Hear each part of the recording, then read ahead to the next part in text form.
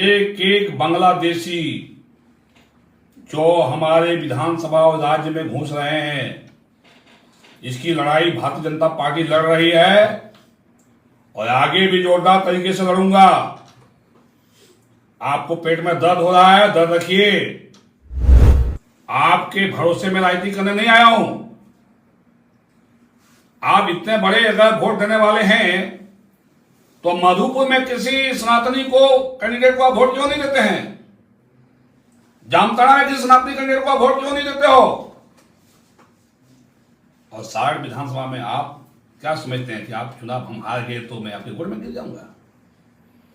ये गलतफहमी मत रहे आप। विधायक सांसद बनना मेरा जिंदगी का मिशन नहीं है। राष्ट्रवाद और सनातन हिंदुत्व की राजनीति करने के लिए आया हूं, मैं आगे भी करता रहूंगा। वोट बैंक की राजनीति अपनी जगह पे है। मुझे विधायक बनना आता, पार्टी बदल के मैं विधायक बन जाता। पार्टी बदलने के लिए राजनीति में नहीं आए हैं।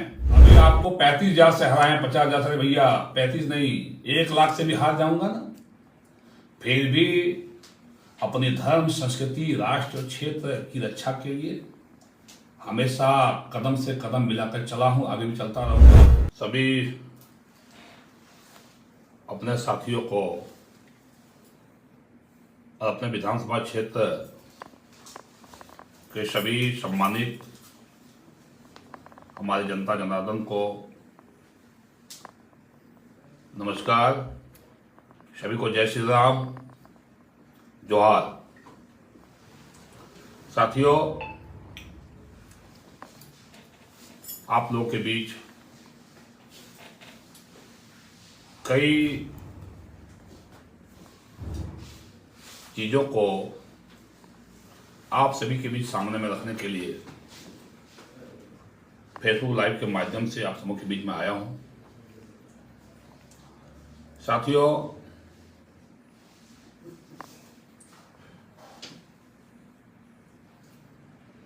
साठ विधानसभा क्षेत्र की जनता ने 2 बार इस विधानसभा क्षेत्र में प्रतिनिधित्व करने का मौका देने का काम किए। इसके लिए मैं आप सभी का आभार व्यक्त करता हूं। और इस बार भी विधानसभा के चुनाव में लगभग 98,000 वोट सनातनी हिंदू भाइयों ने देने का काम किया। उन तमाम सनातनी हिंदू भाइयों को भी नमस्कार, जय श्री राम, धन्यवाद। आप सभी लगातार जो स्थिति देख रहे हैं, देश की जो हालत है, राज्य की जो हालत है, क्षेत्र की जो हालत है, जिस तरह से लगातार बांग्लादेशी रोहिंग्या मुसलमान काफी तादाद में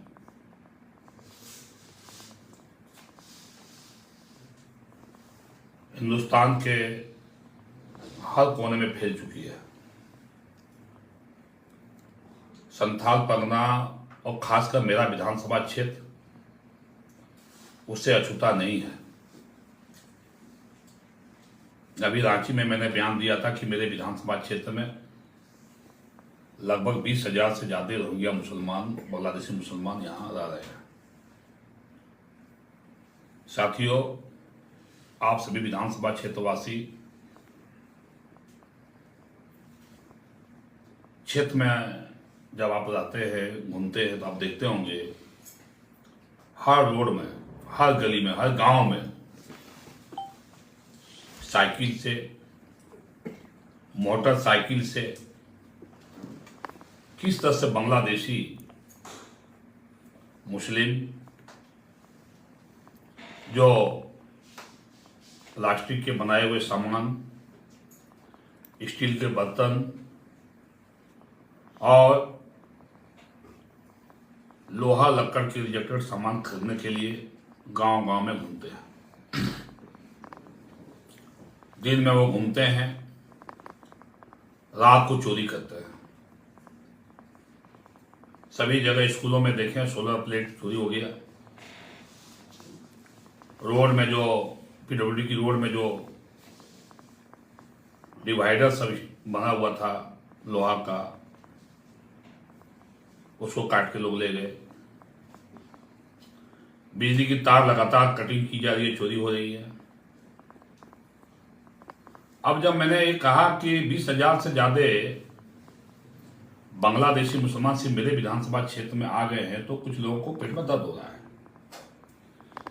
मैंने तो यहाँ के स्थानीय जो हमारे झारखंडी मुस्लिम भाई हैं, सारे विधानसभा के मुस्लिम भाई हैं, उनके बारे तो मैंने कोई कमेंट नहीं किया। ये जो बाहर से लोग आए हैं, आप चले जाएं सारठ के मलिक डंगाल चौक, यहां सैकड़ों की तादाद में लोग घर पर भाड़ा लेकर रह रहे हैं। पालूरी के बांध भी चले जाएं, सैकड़ों की तादाद में लोग भाड़ा पर लेकर रह रहे हैं। और कोई भी गांव चले जाएं आप, मैं तो 2 उदाहरण सिर्फ इसलिए दिया कि चौक चौराहे पर वो गांव चौक चौराहे पर है, उसको हमें तो हम लोग रोज चलते मिलते मैं देखता हूं कि सवेरे लोग निकलते हैं वहां से, फिर शाम को दिन भर अपना गांव गांव घूमने के बाद फिर वहां पर जाकर रुकते हैं। और ऐसे हर ग्रामीण क्षेत्र में, वो सारे क्षेत्र के अनेक ग्रामीण गांव में रह रहे हैं। कई लोग घर बना रहे हैं, यहां शादियां कर रहे हैं। तो ये बांग्लादेशी रोहिंग्या मुसलमान अगर यहाँ आ रहे हैं, तो क्या यहाँ के लोगों के संसाधन पर वो अधिकार जमा रहे हैं? और जब उनसे पूछा जाता है, हम लोग के रास्ते में पूछते हैं कहाँ से आए हैं आप, बोलता हमें मुर्शिदाबाद तक कैसे मालदा तक। तो क्या मुर्शिदाबाद मालदा में रहने का घर नहीं है उनको?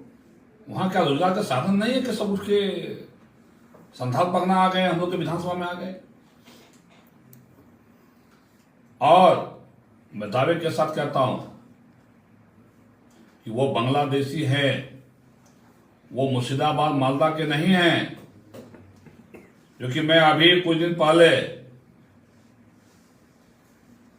नदिया जिला मायापुर गया था, और मैं संयोग से मैं रामपुर हाट से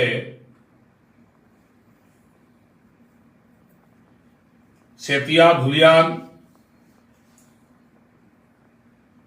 मुर्शिदाबाद बेलडंगाल होते हुए गया।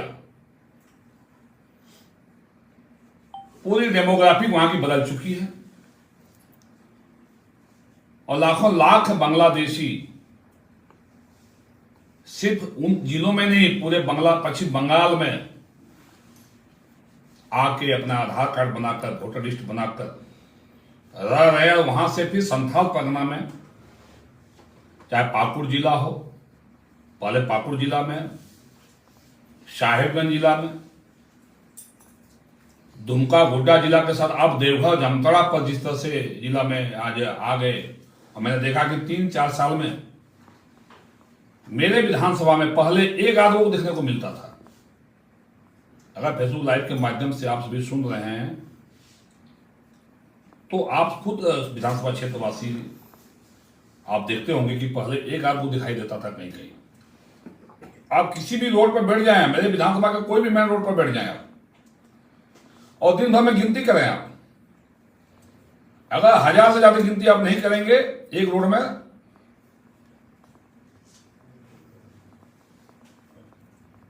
तब मेरे बात को आपको सच्चाई पता चलेगा।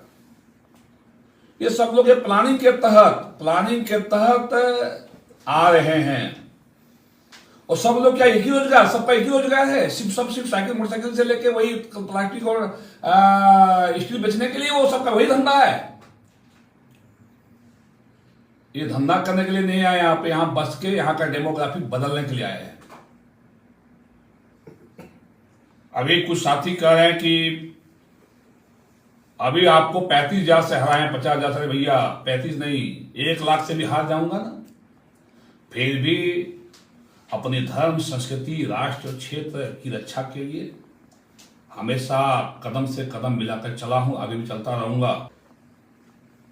ऐसे अपने आंखों से अपने इलाके का डेमोग्राफिक बदलते हुए नहीं देख सकता हूं। राष्ट्रीय स्वयंसेवक संघ का स्वयंसेवक हूं, विश्व हिंदू परिषद का काम किया हूं, बजरंग दल का काम किया हूं, भारतीय मजदूर संघ का काम किया हूं और भारतीय जनता पार्टी में राष्ट्र और देश की राजनीति करने के लिए आया हूं। सिर्फ विधायक बनना, सांसद बनना जिंदगी का मिशन नहीं है मेरा। कोई अगर ये मुगलते में है जो आज जो तुष्टीकरण की राजनीति की बात हिंदू भाई कर रहे हैं मोबाइल के माध्यम से, उन्हें भी मैं कह देना चाहता हूं, खतरा सभी के लिए है। वोट बैंक की राजनीति अपनी जगह पे है। मुझे विधायक बनना आता, पार्टी बदल के मैं विधायक बन जाता। पार्टी बदलने के लिए राजनीति में नहीं आए हैं। एक एक बांग्लादेशी जो हमारे विधानसभा और राज्य में घुस रहे हैं, इसकी लड़ाई भारतीय जनता पार्टी लड़ रही है और आगे भी जोरदार तरीके से लड़ूंगा। आपको पेट में दर्द हो रहा है, दर्द रखिए। 2009 में पहली बार चुनाव लड़ा, 22,000 जनता ने आशीर्वाद दिया। 2014 में दूसरी बार चुनाव लड़ा, आप लोगों ने 12,000 वोट इसलिए दिए क्योंकि भारतीय जनता पार्टी के विरोध में जेबीएम से मैं चुनाव लड़ रहा था। आपको लग रहा था कि यही रणजीत सिंह जीत रहा है चुनाव।